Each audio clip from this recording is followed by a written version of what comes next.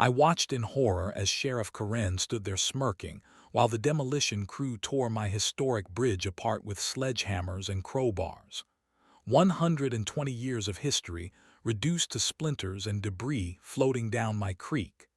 The noise was deafening. The destruction was complete. And when I stepped forward to stop them, she put her hand on her weapon and said the words that would haunt her forever. "Try to stop me, old man. I am the law in this county." That was when I decided it was time to show her what real authority looked like. My name is Robert Martinez, and for the past 15 years, I had lived the kind of quiet life most people only dream about. My ranch sat on 47 acres of rolling hills and creek-fed pastures, about 20 miles outside the small town of Cedar Falls. Every morning, I would walk down to the old covered bridge that spanned Willow Creek and watch the sunrise paint the water gold. That bridge was more than just a way to cross the creek. It was a piece of living history, built in 1903 by German immigrants who settled our valley. The weathered cedar planks told stories of generations who had crossed those same boards. Neighbors used it as a shortcut to town. Kids fished from its sides every summer. Wildlife treated it like a highway between the forest and the meadows. I had purchased the ranch knowing the bridge came with it, and I took that responsibility seriously. I maintained it properly, replaced worn boards when needed, and made sure it remained safe for everyone who used it. The county records clearly showed the bridge sat entirely on my property, built with private funds, and maintained at my own expense. Life was peaceful in those days. I spent my mornings tending to my small herd of cattle, my afternoons reading in the shade of my front porch, and my evenings listening to the creek flow beneath that historic bridge. I had deliberately chosen a quiet retirement, far from the complexities of my former professional life. But peace in small towns can be fragile, especially when power-hungry people decide they want to flex their authority. I had noticed Sheriff Karen Thompson making more frequent patrols through our area over the past few months. She was relatively new to the job, elected just 2 years prior on promises to crack down on what she called rural lawlessness. The problem was that there was no lawlessness to crack down on. Our community was made up of farmers, retirees, and families who kept to themselves. Crime was virtually non-existent, but Sheriff Karen seemed determined to create problems where none existed. She wrote excessive speeding tickets for going 5 miles over the limit on empty country roads. She harassed teenagers for gathering at the local diner. She treated every interaction like a confrontation waiting to happen. I should have seen the warning signs. I should have known that someone drunk on power would eventually target anyone who lived differently, anyone who valued privacy over public attention. But I was content in my quiet world, believing that if I minded my own business and stayed out of trouble, trouble would stay away from me. How wrong I was. The first time Sheriff Karen Thompson came to my ranch, I thought it was a simple misunderstanding that could be resolved with polite conversation. It was a Tuesday morning in early September when I heard the crunch of gravel in my driveway and looked out to see her patrol car parked aggressively close to my front steps. She climbed out of that car like she was responding to a bank robbery instead of making what I assumed was a courtesy call. Her uniform was crisp, her badge gleamed in the morning sun, and her hand rested casually on her weapon belt as she approached my porch. "Are you Robert Martinez?" she demanded without any greeting or introduction. "I am," I replied, setting down my coffee cup and walking to the porch railing. "What can I help you with, Sheriff?" "I have received multiple complaints about that bridge on your property," she announced, pointing toward my covered bridge. "It is a safety hazard and needs to come down immediately." I blinked in surprise. In 15 years of living there, I had never received a single complaint about the bridge. It was well-maintained, structurally sound, and beloved by everyone in the community. "I am not sure what complaints you are referring to," I said calmly. "The bridge is in excellent condition. I have it inspected regularly and maintain it myself." "Do not argue with me," she snapped, her voice rising with immediate hostility. "I have reports of structural damage, safety violations, and code infractions. The bridge is going to be demolished." "Sheriff, I think there has been some kind of mistake," I tried to explain. "The bridge is on my private property. It was built and has been maintained with private funds. What codes are you referring to?" Her face flushed red with anger at being questioned. "I do not need to explain county authority to you, old man. When I say something is a safety hazard, it is a safety hazard. When I say it needs to come down, it comes down." "Can I see the complaints you mentioned?" I asked, maintaining my calm tone despite her escalating aggression. "I would like to understand what specific issues need to be addressed." "You do not get to make demands of me," she snarled, stepping closer to the porch. "I am the sheriff of this county and my word is law. That bridge is coming down whether you like it or not." I stared at her in disbelief. In all my years of dealing with law enforcement, I had never encountered such blatant abuse of authority. She was not presenting evidence, following proper procedures, or even trying to justify her position with facts. She was simply asserting her will through intimidation and threats. "Sheriff Thompson," I said carefully, "I respect your position, but I need to understand the legal basis for what you are proposing. The bridge sits entirely on my property and poses no danger to anyone." "The legal basis is that I said so," she replied with a cold smile. "And if you try to interfere with my authority, you will find yourself in jail for obstruction of justice." She turned and walked back to her patrol car, pausing before getting in to deliver her final threat. "The bridge comes down this week. Stay out of the way or you will regret it." As I watched her drive away in a cloud of dust and arrogance, I realized I was dealing with someone who viewed her badge as a license to terrorize anyone who questioned her. I had no idea just how far she was willing to go to prove her point. But I was about to find out. I woke up at dawn on Friday morning to the sound of diesel engines and hydraulic machinery rumbling across my property. At first, I thought I was dreaming. Then I heard the splintering crack of wood being torn apart and knew that my worst fears were coming true. I threw on clothes and ran outside to witness a scene that will haunt me for the rest of my life.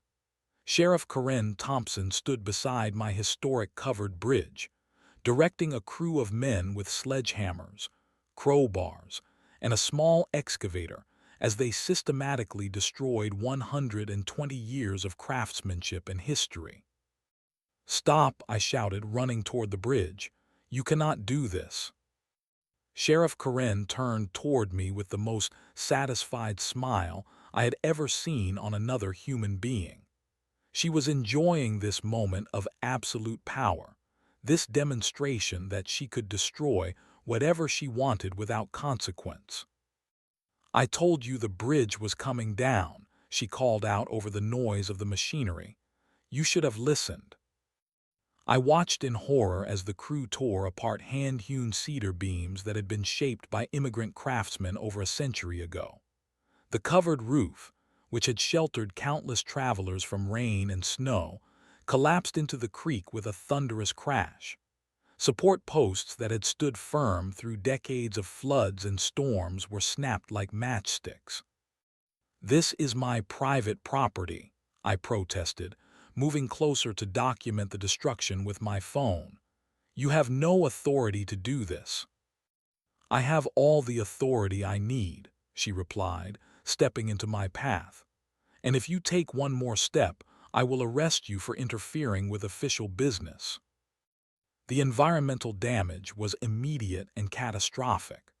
Creek water that had run clear for generations turned muddy brown as debris, and disturbed sediment flowed downstream. Fish that had lived in the cool shade beneath the bridge scattered in panic. The delicate ecosystem that had thrived around those ancient support posts was being obliterated along with the structure itself. I stood there helpless, watching decades of careful environmental stewardship destroyed in a matter of hours. The bridge had been designed to work with the natural flow of the creek, allowing water and wildlife to move freely while providing safe passage above. Now chunks of concrete, twisted metal brackets, and splintered wood created dangerous debris dams that would cause flooding and erosion for years to come. "You are destroying a protected waterway," I said, trying one last time to appeal to reason. "This creek is part of the federal watershed system." Sheriff Karen actually laughed at my concern for environmental protection. "Federal watershed, private property, historic preservation, none of that matters when public safety is at stake," she said. "And I have determined that this bridge was a public safety hazard." "Where is your documentation?" I demanded. "Where are the safety reports, the environmental impact studies, the legal orders?" "I do not need documentation," she snapped. "My badge is all the documentation I need." By noon, it was over. 120 years of history had been reduced to a pile of debris scattered across my creek and pasture. The crew packed up their equipment and drove away, leaving behind an environmental disaster zone where my beautiful covered bridge had stood that morning. Sheriff Karen lingered for a moment, surveying the destruction with obvious pride. "Let this be a lesson," she said to me. "When I say something is going to happen in my county, it happens. No arguments, no delays, no exceptions." She climbed into her patrol car and drove away, leaving me standing alone among the ruins of something irreplaceable. The silence after hours of mechanical violence was deafening. Where the gentle sound of water flowing beneath wooden planks had provided a peaceful soundtrack to my daily life, now I heard only the unnatural gurgle of creek water struggling to flow around scattered debris. That night I sat on my porch and stared at the empty space where my bridge had stood. I felt something I had not experienced in many years, the cold burn of righteous anger. Sheriff Karen Thompson had just made the biggest mistake of her career, though she did not know it yet. But she was about to learn. The morning after the destruction, I began the careful work of documenting every detail of what Sheriff Karen had done. I photographed the debris field from every angle, recorded the environmental damage, and started building the comprehensive case that would eventually destroy her career. What I discovered in my research made the situation far worse than I had initially realized. The bridge was not just a historic structure on my private property. It was officially listed on the National Register of Historic Places, filed under the Federal Historic Preservation Act of 1966. The destruction was not merely an abuse of local authority. It was a federal crime. I spent hours on the phone with state environmental agencies, documenting the creek contamination and wildlife habitat destruction. The watershed protection officer was horrified when I described what had happened. She immediately opened an investigation and began the process of documenting environmental crimes that could result in massive federal fines and criminal charges. But the research that truly stunned me was what I learned about Sheriff Karen Thompson herself. A few discreet phone calls to colleagues in the legal system revealed a pattern of abuse that went far beyond my destroyed bridge. She had been harassing the Latino families who worked at the largest farm in our county, conducting what she called immigration status checks that had no legal basis. She had been writing fraudulent traffic citations to generate revenue for her department. She had been threatening local business owners who refused to contribute to her re-election campaign. Most disturbing of all, I learned that she had been filing false reports to justify her actions, creating fictional complaints and safety violations to cover her tracks. The complaints about my bridge that she claimed to have received did not exist. She had fabricated the entire justification for the destruction. I realized that I was not her first victim. I was simply the latest target of someone who viewed her badge as a license to terrorize anyone who lived differently than she approved of. But unlike her previous victims, I had resources she could not imagine. It was time to contact some old friends. My first call was to the FBI field office in the state capitol. Agent Sarah Chen had worked with me on several federal cases over the years, and she was immediately interested when I described the destruction of federally protected property by a local law enforcement official. "Robert, are you telling me that a county sheriff demolished a bridge on the National Register without any federal oversight or environmental review?" she asked. "That is exactly what I am telling you," I replied, "and I have video evidence of the entire event." "Send me everything you have," she said. "This could be a very serious federal case." My second call was to the U.S. Attorney's Office. The federal prosecutor who took my call was equally shocked by the scope of Sheriff Karen's actions. The destruction of federal property, environmental crimes, and civil rights violations under color of law carried potential sentences of decades in federal prison. But perhaps most importantly, I reached out to the victims of Sheriff Karen's previous abuses. Once word spread that someone was finally willing to stand up to her, people began coming forward with stories that painted a picture of systematic corruption and intimidation. Maria Santos told me how Sheriff Karen had threatened to have her children taken away if she did not provide information about her neighbor's immigration status. Jim Watson described how his construction business had been harassed with constant code enforcement visits after he refused to donate to her campaign. Elder Richardson explained how she had been issuing fraudulent citations to elderly drivers to meet what she called her monthly quota. As I compiled this evidence, I realized that Sheriff Karen Thompson was not just a local bully drunk on power. She was a criminal who had been systematically violating the constitutional rights of everyone in our county, while enriching herself and expanding her authority through fear and intimidation. It was time to remind her that the law applies to everyone. After 2 weeks of careful investigation and evidence gathering, I made the decision that would change everything. It was time to step out of the shadows and reveal exactly who Sheriff Karen Thompson had chosen to target with her abuse of power. I placed a call to the Federal Bureau of Investigation Field Office and asked to speak with the agent in charge of public corruption cases. When Agent Martinez came on the line, I introduced myself with the full title I had carried for over 2 decades. "This is the Honorable Robert Martinez, Senior Federal Judge for the Western District," I said. "I need to report the destruction of federal property and systematic civil rights violations by a local law enforcement official." The silence on the other end of the line lasted several seconds. "Judge Martinez," Agent Martinez finally replied, "please tell me you are not calling about your own property." "I am calling about exactly that," I confirmed.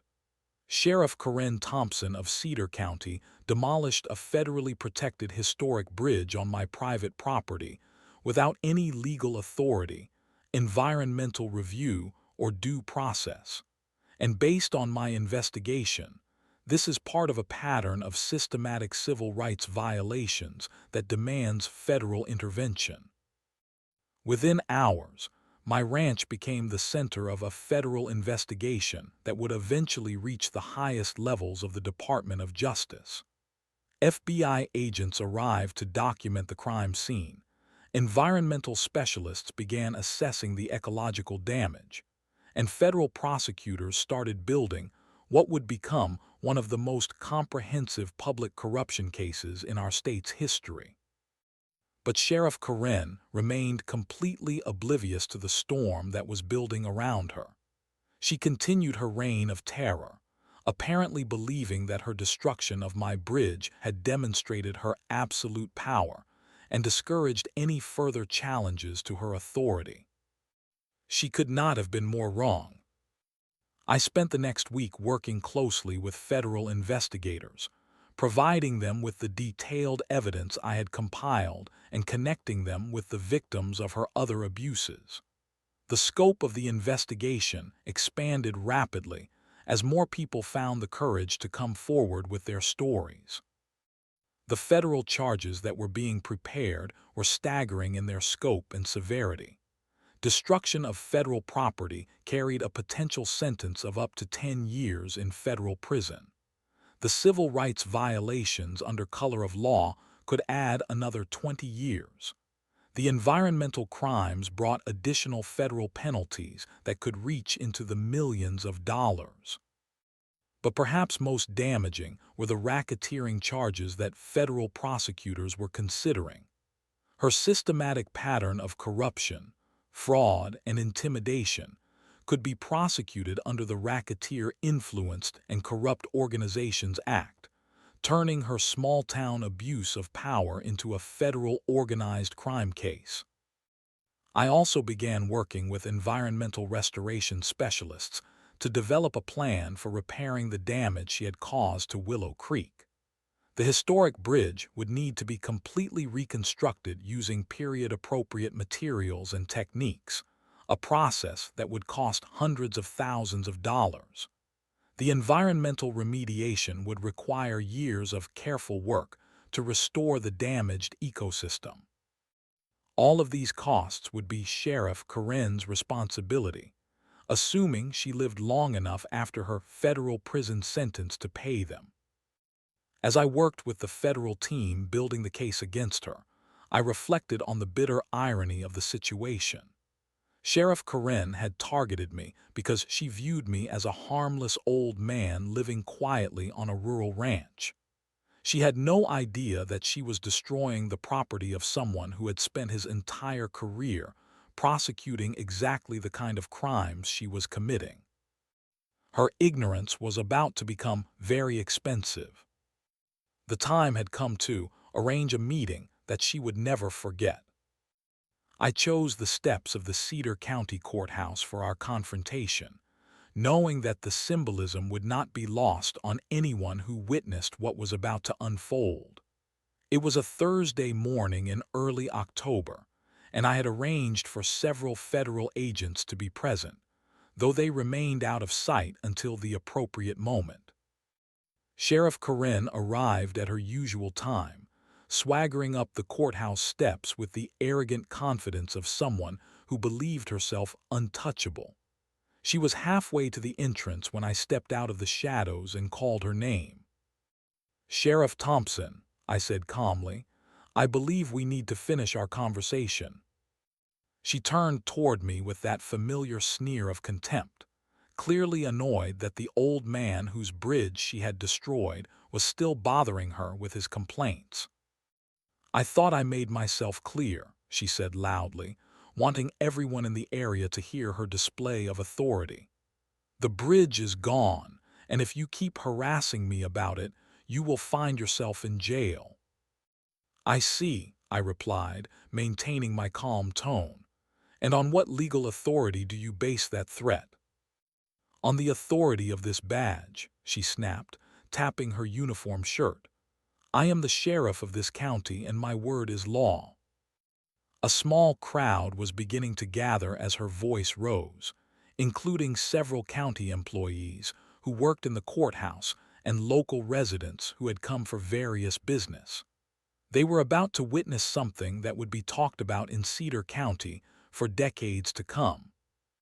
That is interesting, I said, reaching into my jacket pocket to retrieve my federal identification. Because I am the Honorable Robert Martinez, senior federal judge for the Western District, and your word is not law at all. The color drained from her face as I held up my federal credentials, but she recovered quickly and tried to bluster her way through the moment. I do not care what kind of fake identification you have, she said, though her voice had lost some of its earlier confidence.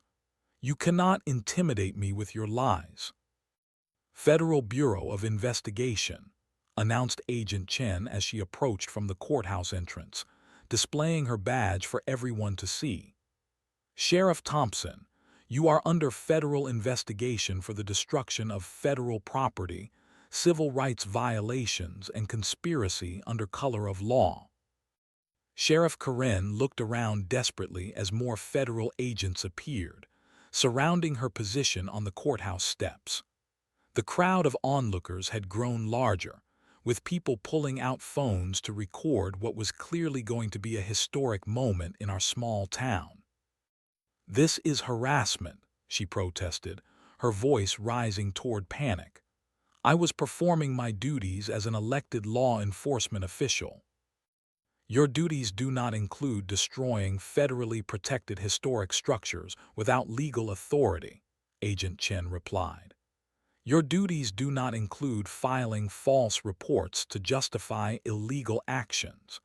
Your duties do not include systematic violations of constitutional rights under color of law.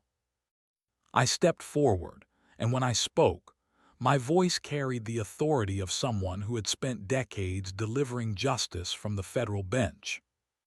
Sheriff Thompson, when you destroyed my bridge, you committed multiple federal felonies that carry potential sentences of 30 years in federal prison. When you filed false reports to justify that destruction, you added conspiracy and fraud charges. When you threatened me with arrest for questioning your actions, you violated my civil rights under federal law. The crowd was completely silent now, understanding that they were witnessing the complete destruction of someone who had terrorized their community for years. But your biggest mistake, I continued, was targeting a federal judge who has spent his entire career prosecuting exactly the kind of crimes you have been committing. Sheriff Karen tried one last desperate attempt to maintain her authority. You cannot prove any of this, she said, though her voice was barely above a whisper. Agent Chen stepped forward with a thick folder of documents. Sheriff Thompson, this is a federal search warrant for your office, your home, and all records related to your official duties. This is also a federal grand jury subpoena requiring your testimony before a federal court within 10 days. As federal agents moved to execute the search warrant, I watched Sheriff Karen Thompson finally understand the magnitude of what she had done. Her reign of terror was over, and her federal reckoning was just beginning. The federal investigation moved with the swift efficiency that characterizes serious public corruption cases. Within 48 hours of the courthouse confrontation, Sheriff Karen Thompson was suspended from duty pending the outcome of federal charges. The county commissioners, faced with overwhelming evidence of systematic corruption, had no choice but to remove her from office immediately. The search warrants executed on her office and residence revealed evidence that exceeded even our worst expectations. FBI agents discovered detailed records of her illegal activities, including falsified police reports, fraudulent traffic citations, and documentation of what could only be described as an extortion scheme targeting local businesses. Most damaging was her own handwritten journal, where she had documented her various schemes with the arrogant confidence of someone who believed she would never be held accountable. In her own words, she described my bridge as Another opportunity to show these rural idiots who runs this county. Federal prosecutors wasted no time in presenting the case to a grand jury. The indictment that came back contained 18 separate federal charges, including conspiracy, civil rights violations, destruction of federal property, environmental crimes, and racketeering. Each charge carried significant prison time, and prosecutors made it clear they would be seeking the maximum sentence allowed under federal law. Meanwhile, the environmental restoration of Willow Creek began under federal oversight. The Army Corps of Engineers took charge of the cleanup operation, removing the debris that had been choking the waterway since the bridge destruction. Environmental specialists documented extensive damage to fish habitats, wildlife corridors, and the delicate ecosystem that had thrived around the historic structure for over a century. The cost estimates for full environmental restoration exceeded $400,000, all of which would be Sheriff Karen's responsibility under federal restitution requirements. The reconstruction of the historic bridge itself would cost an additional $600,000, requiring the services of specialists in historical preservation and traditional building techniques. But perhaps more importantly, other victims of Sheriff Karen's abuse began filing their own federal lawsuits. Maria Santos, the farm worker who had been threatened with deportation, filed a civil rights lawsuit seeking damages for emotional distress and violation of her constitutional rights. Jim Watson, the construction contractor whose business had been harassed, filed a federal lawsuit for interference with interstate commerce. The legal avalanche continued to grow as more people found the courage to come forward. Elder Richardson filed federal age discrimination charges. The families who had been targeted with fraudulent traffic citations filed a class action lawsuit. Even the county itself filed suit against Sheriff Karen, seeking to recover the costs of defending against the various federal investigations her actions had triggered. Local media coverage of the case attracted national attention, turning our small county into a symbol of what happens when law enforcement corruption goes unchecked. Legal experts praised the swift federal response and noted that the case would likely become a textbook example of how civil rights violations under color of law are prosecuted. The new interim sheriff, appointed by the state to replace Karen Thompson, began implementing transparency and accountability measures that should have been in place all along. Community oversight committees were established. Body cameras became mandatory for all interactions.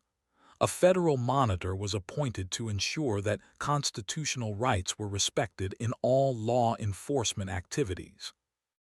As I watched these changes unfold, I reflected on how one person's abuse of power had damaged an entire community, and how the consequences of that abuse would continue reverberating for years to come.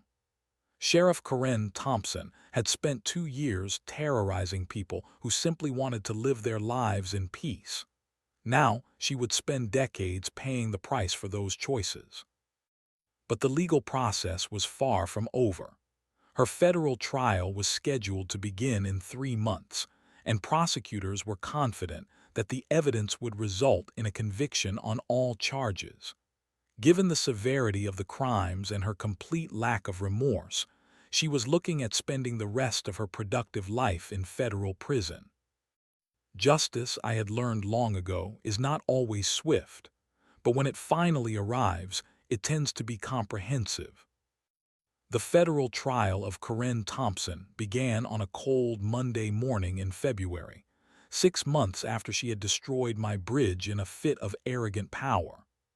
I sat in the gallery, along with dozens of her other victims, as prosecutors methodically presented evidence of corruption, so extensive it shocked even experienced federal investigators. The trial lasted 3 weeks. Sheriff Karen's defense attorney tried to argue that she had simply made errors in judgment while attempting to perform her duties, but the evidence against her was overwhelming. Her own handwritten journals, recorded phone calls, and testimony from dozens of victims painted a picture of someone who had systematically violated the constitutional rights of everyone in our county. The moment of her conviction was something I will never forget. As the jury foreman read guilty on all 18 federal charges, Sheriff Karen Thompson finally understood that her reign of terror was permanently over.